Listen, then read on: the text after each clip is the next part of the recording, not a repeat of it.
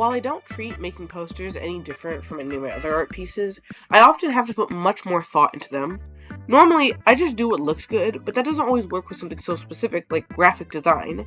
There are two types of posters I've made, ones that use PNGs that I find online, and ones that use art I've either made specifically for the poster or for an unrelated project. I'll be showing off how I made this poster in Ibis Paint. It took me a little over 3 hours, but that time we condensed down for your viewing pleasure. There's a couple rules I normally try to follow when making posters from scratch, and just like any skill, you too should learn the rules before you bend them. Generally, when I'm making posters, I typically stick to 5 rules of thumb.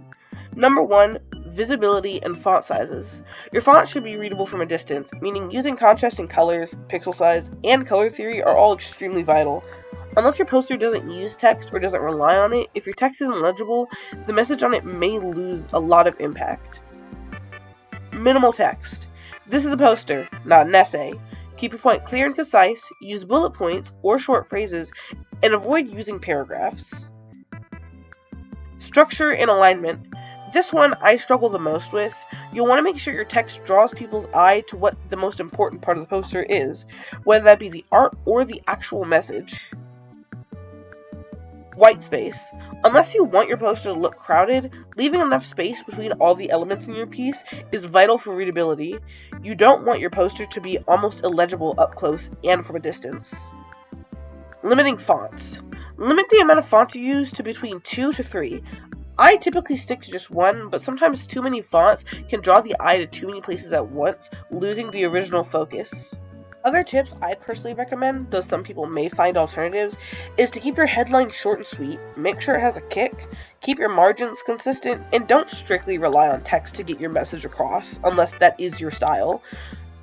Ultimately, it's up to you, the viewer, to find what works for you. Some people like crowded, some people like corporate. I'm not here to tell you what to do, this isn't a wrong or right video, but I am here to make poster making feel just a bit less daunting. When I started making this poster, my first thought wasn't the layout or the actual drawing. It was figuring out if I wanted there to be text or not. Once I decided that, it was moving on to actually jotting down ideas. Since this poster was for a contest for a game, I wanted it to fit the authoritarian feel of the company that these would be from. I figured that 8 ideas would give me more than enough to work with. I took inspiration from games, books, movies, hell, even other posters I had found across the internet and social media. Then I had picked my favorite 3.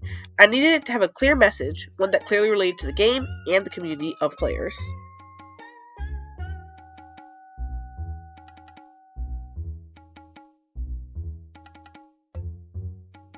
As of the time of writing and recording this, the community for the game had a big issue of being really aggressive towards the same staff in-game that were meant to canonically keep them safe.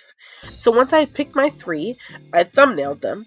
For those who don't know, thumbnails in art are small, quick, preliminary sketches, usually 1 to 2 inches, that are used to plan composition, value, and or layout before starting a final piece. I simply used them to plan the composition of the piece though, since I had already decided way before the brainstorming phase that I wanted to go for a either grayscale or monochromatic color scheme for simplicity.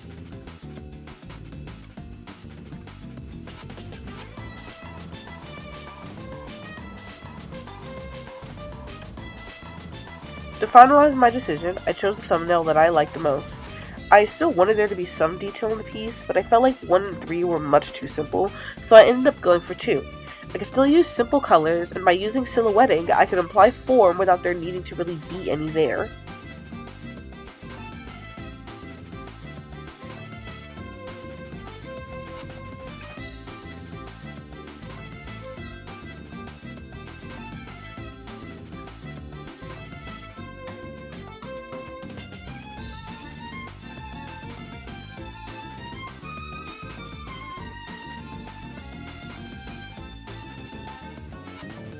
This is where I could properly figure out the real details of the piece now.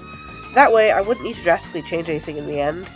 The larger thumbnail is where I figured out what would be around the dog's neck, the final position of the text, and if I wanted there to be any other details without cluttering up the final product.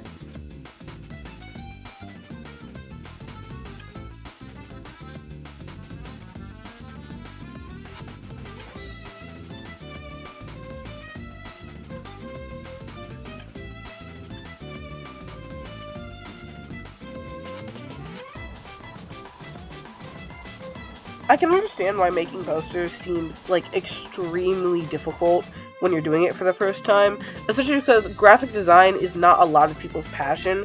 There's a lot of work and effort that really does go into making something like this look good, but your posters don't always need to look perfect. Oftentimes, them having flaws is what really makes them look human. There's love and effort put into it, and at the end of the day, that's all that really matters.